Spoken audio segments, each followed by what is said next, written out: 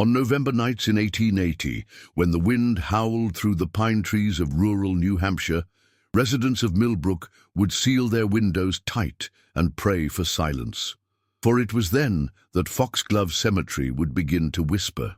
Not the whisper of wind through granite headstones, but something far more disturbing. The desperate, pleading voices of the dead, rising from beneath 6 feet of frozen earth, calling out in anguish that chilled the soul of anyone who dared to listen. Before we uncover the terrifying truth behind these supernatural sounds, if you're fascinated by dark mysteries that blur the line between history and horror, make sure to subscribe to our channel and hit that notification bell. We bring you the most chilling stories that few dare to tell. Also, tell us in the comments, what city and country are you listening from? We love hearing from our international audience of mystery lovers. Now let's dive into this haunting tale that will make you question everything you thought you knew about death and burial. To understand how this nightmare came to be, we must first journey back to the autumn of 1880. According to local chronicles and stories passed down through generations in Millbrook, the mystery began during one of the harshest winters the region had ever seen. Millbrook was a typical New England mill town in 1880, nestled between rolling hills and dense forests about 40 miles north of Concord. With a population barely reaching 800 souls, it was the kind of place where everyone knew their neighbor's business, where church bells still dictated the rhythm of daily life, and where whispered gossip traveled faster than any telegram. The town subsisted primarily on its lumber mill and a small textile factory, both powered by the swift waters of Mill Creek that cut through the valley like a silver scar.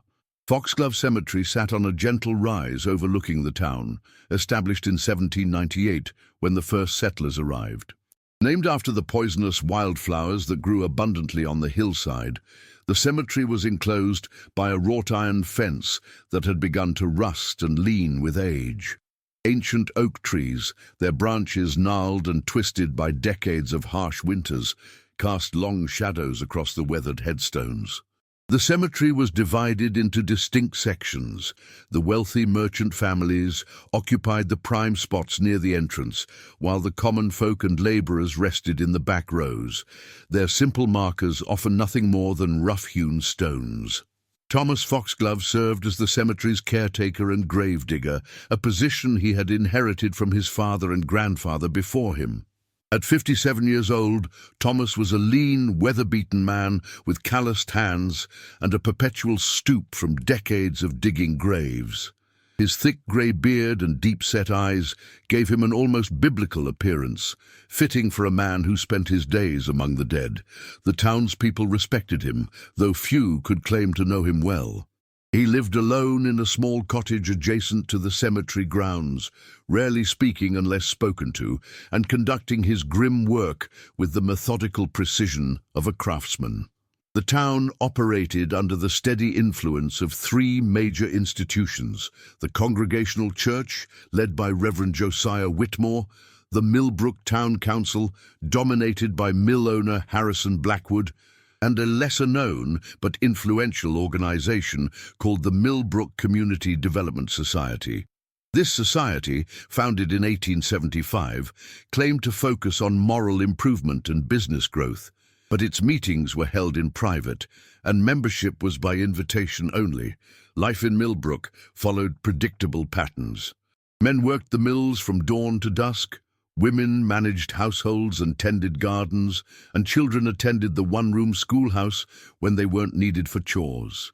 Sunday services at the Congregational Church drew nearly the entire population, and social gatherings centered around church suppers, town meetings, and seasonal festivals. It was a community bound together by shared hardships, mutual dependence, and the unspoken understanding that survival in the harsh New England climate required cooperation above all else. The first reports of strange sounds came on the night of November 15th, 1880, when a fierce nor'easter struck the region with unprecedented fury. Margaret Ashford, a widow who lived in a cottage near the cemetery's southern border, was awakened around midnight by what she initially mistook for wind whistling through loose shutters. But as she lay listening, the sounds resolved into something far more disturbing, human voices muffled and distant, but unmistakably pleading in tone. Mrs. Ashford later told her neighbour, "It wasn't the wind, I'm certain of it. There were words in those sounds, though I couldn't make them out clearly. It was as if someone was calling for help, but the voices seemed to come from beneath the ground itself." The next morning, several other residents reported similar experiences. George Whitman, who lived on Elm Street with a clear view of the cemetery, claimed he had seen Thomas Foxglove walking among the graves with a lantern around 2 in the morning despite the raging storm. "Strange time for a man to be checking on the dead," Whitman remarked to anyone who would listen. When confronted about his midnight activities, Thomas offered a simple explanation. The storm had been so severe that he feared fallen branches might have damaged some of the older headstones.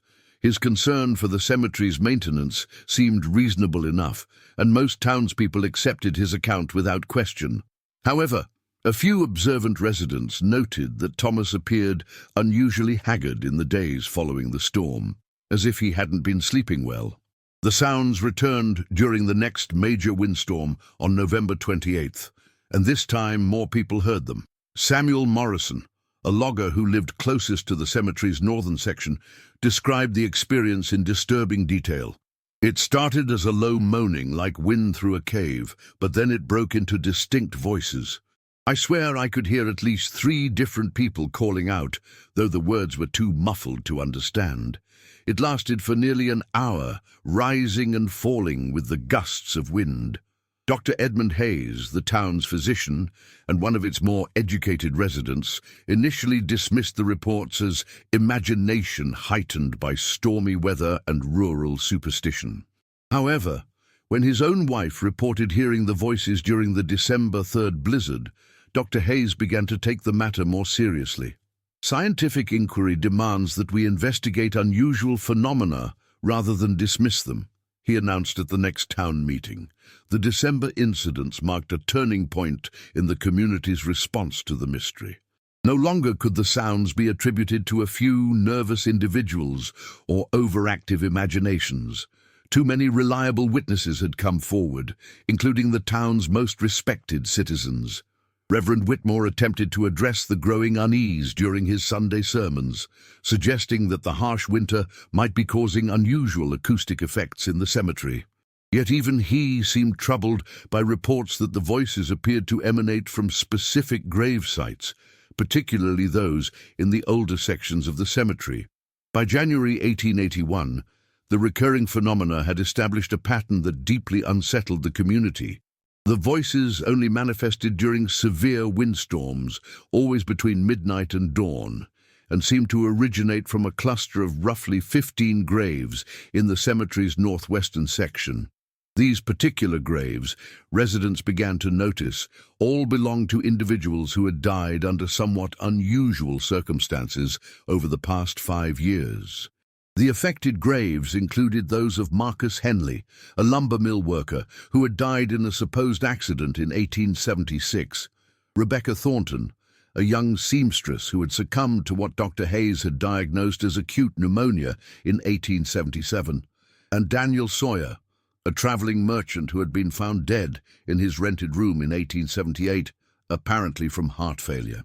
Upon closer examination of town records, a disturbing pattern emerged. All of these individuals had been newcomers to Millbrook, and all had died within months of arriving in town. Mrs. Eleanor Patch, the town's unofficial keeper of local history and gossip, began connecting dots that others had overlooked. Strange how all these folks who died young had been asking questions about business dealings in town, she confided to her sister.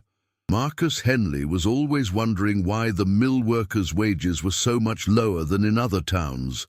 Rebecca Thornton had been asking about the Community Development Society, why it met in secret and who could join.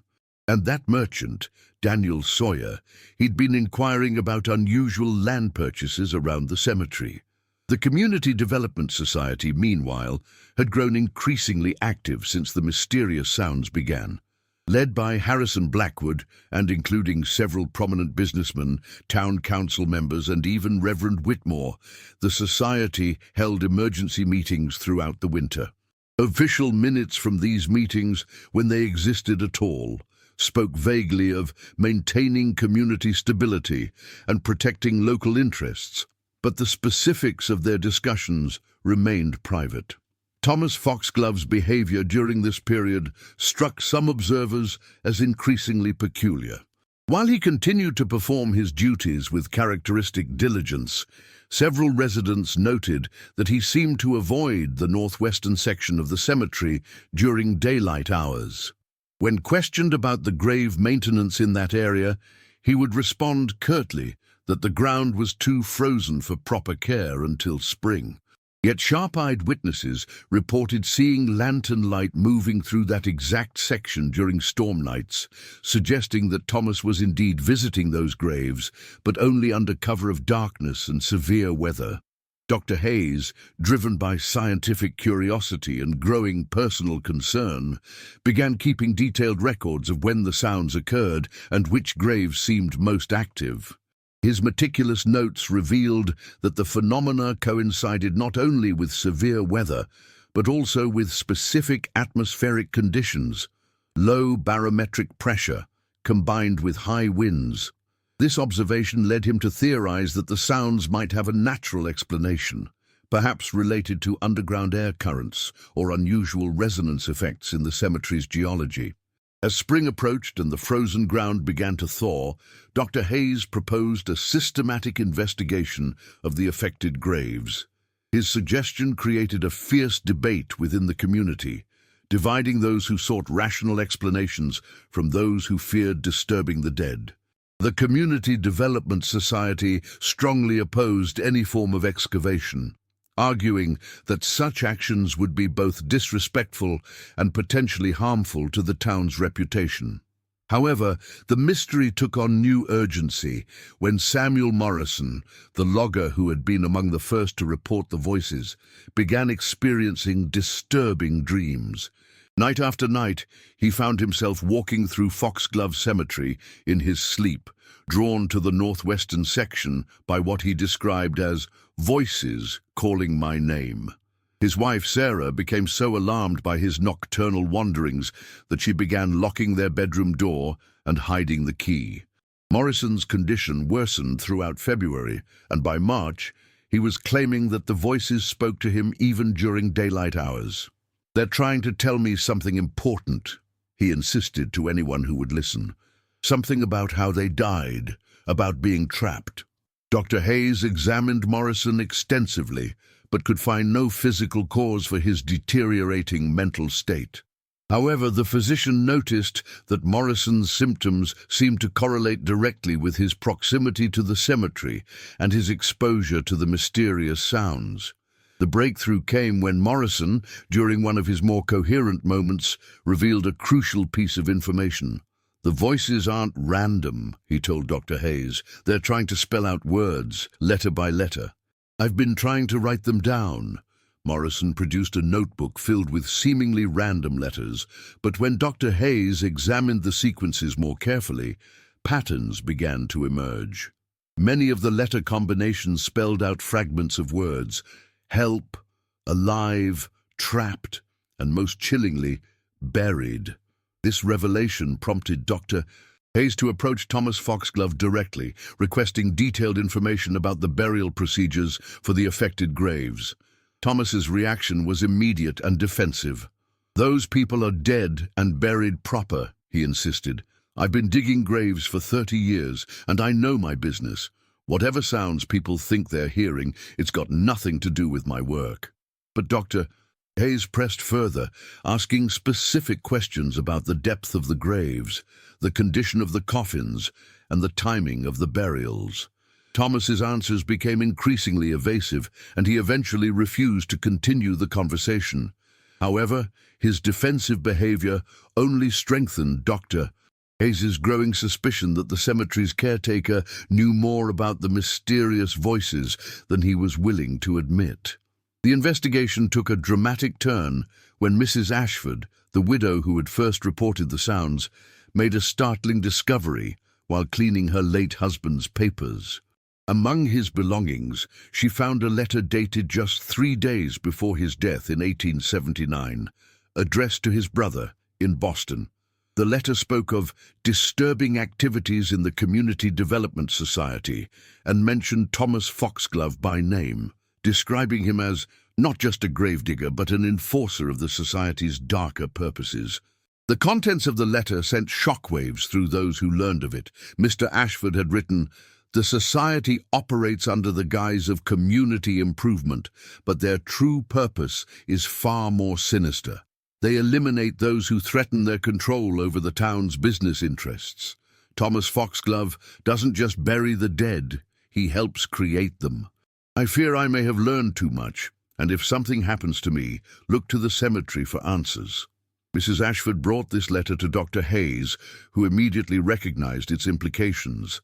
If the letter was authentic, it suggested that several deaths in Millbrook had not been natural, and that Thomas Foxglove was complicit in a conspiracy of murder. The mystery of the voices suddenly took on a much darker dimension. Were they truly the sounds of people who had been buried alive? Dr. Hayes shared his findings with a small group of trusted residents, including Samuel Morrison's wife Sarah and George Whitman. Together, they decided to conduct a covert investigation of the cemetery, focusing on the graves that seemed to be the source of the mysterious sounds. They planned their investigation for the night of March 15th, when weather reports predicted strong winds, but no precipitation. The night arrived with an eerie stillness that gradually gave way to gusting winds around midnight. The small group of investigators positioned themselves at various points around the northwestern section of the cemetery, each equipped with notebooks to record their observations. Dr. Hayes brought along a primitive stethoscope, hoping to detect sounds more precisely than human ears alone could manage. As the wind intensified, the familiar sounds began. But this time, with multiple witnesses listening carefully and taking notes, the true nature of the phenomena became clear. The voices were not supernatural emanations, but actual sounds created by air moving through underground chambers. Dr. Hayes, using his stethoscope on various grave sites, detected a complex network of cavities beneath the ground, all connected by what appeared to be a system of narrow tubes or channels. Just as this discovery was being made, a lantern appeared in the distance, moving steadily toward their location. Thomas Foxglove was making one of his midnight rounds, and the investigators found themselves trapped between the need to avoid detection and their desire to observe his activities. They watched in stunned silence as Thomas approached one of the whispering graves and began what appeared to be a maintenance procedure, adjusting something near the headstone that they couldn't clearly see in the darkness. The confrontation was inevitable. Thomas discovered the hiding investigators when George Whitman accidentally knocked over a small, decorative urn while trying to get a better view. In the ensuing confusion, Thomas attempted to flee, but Dr. Hayes and the others managed to detain him. Under intense questioning, and faced with the evidence of Mr. Ashford's letter, Thomas Foxglove finally broke down and confessed to his role in what he called the society's justice system. Thomas Foxglove's confession revealed the horrifying truth behind the mysterious voices of Foxglove Cemetery. For the past 6 years, the Community Development Society had been operating as a secret tribunal, identifying and eliminating individuals who posed threats to their control over Millbrook's economic and social structure.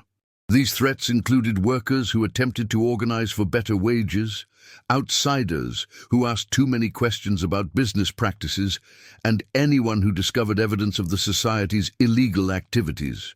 They didn't want blood on their hands, Thomas explained with tears streaming down his weathered face, so they developed what they called natural elimination.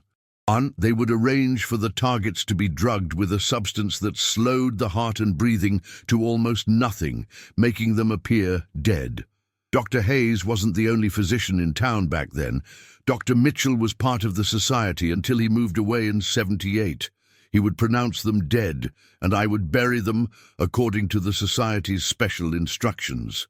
The special instructions involved constructing coffins with hidden air chambers and installing a network of narrow breathing tubes that connected to the surface, disguised as drainage pipes or decorative elements around the headstones. The victims would regain consciousness hours after burial, finding themselves trapped in coffins 6 feet underground, but with just enough air to survive for several agonizing hours or even days, before finally succumbing to dehydration, hypothermia, or despair. The air tubes served 2 purposes, Thomas continued. They kept the victims alive long enough to suffer for their crimes against the society, and they created the sounds that you've been hearing.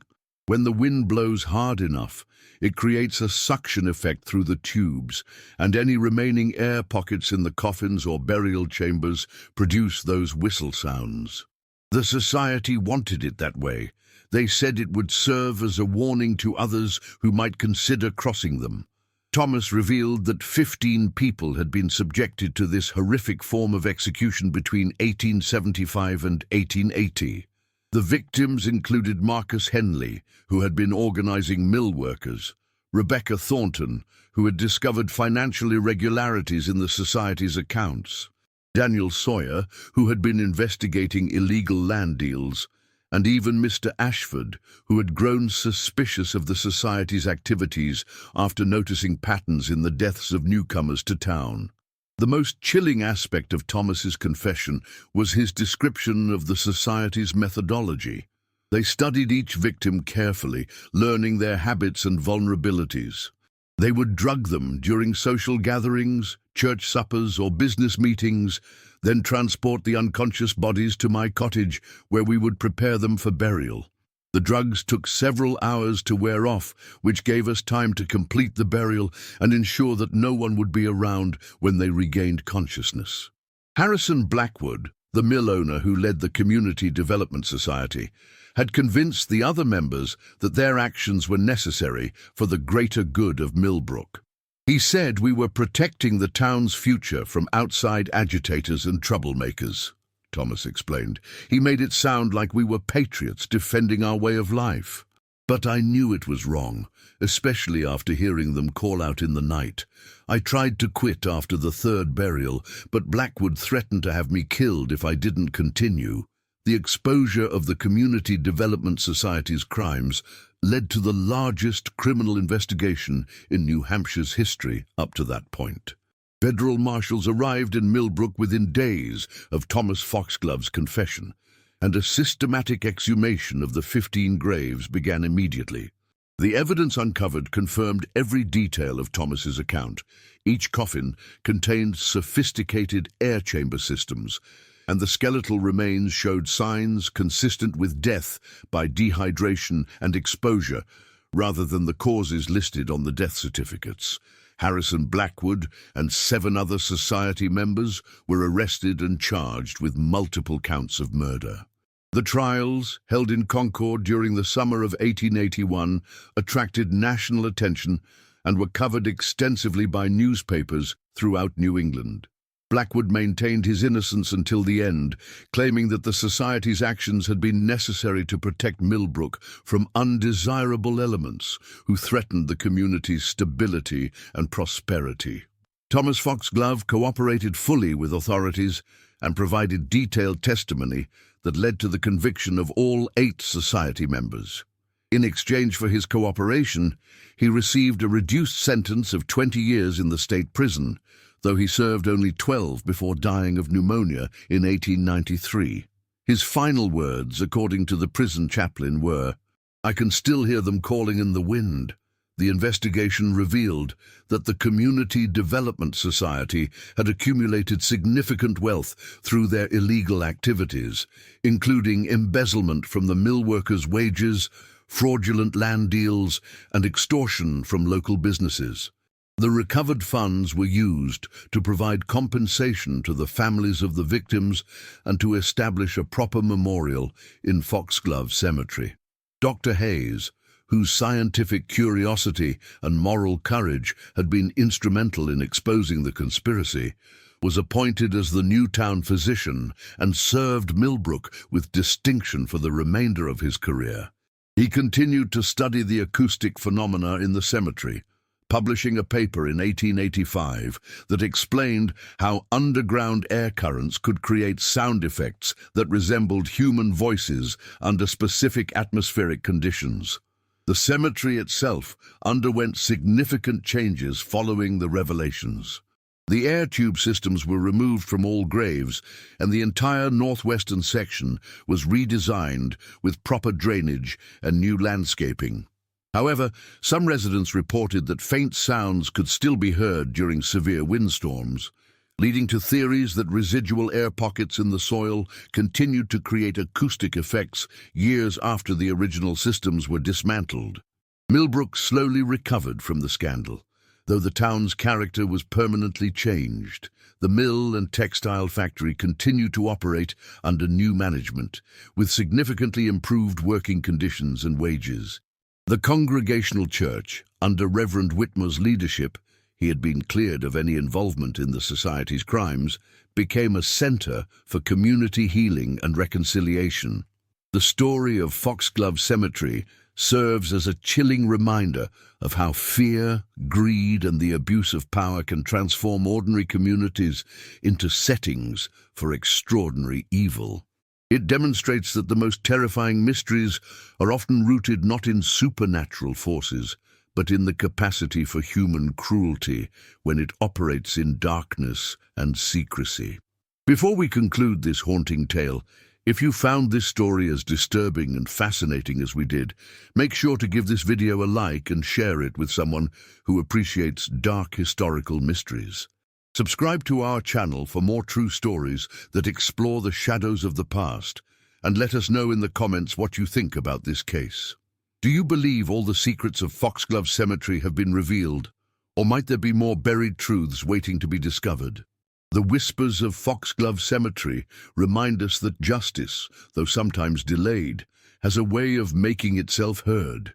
In the end, the voices of the victims found their way to the surface, carried by the very winds that had once masked their suffering, ensuring that their stories would not be forgotten and their killers would not escape unpunished.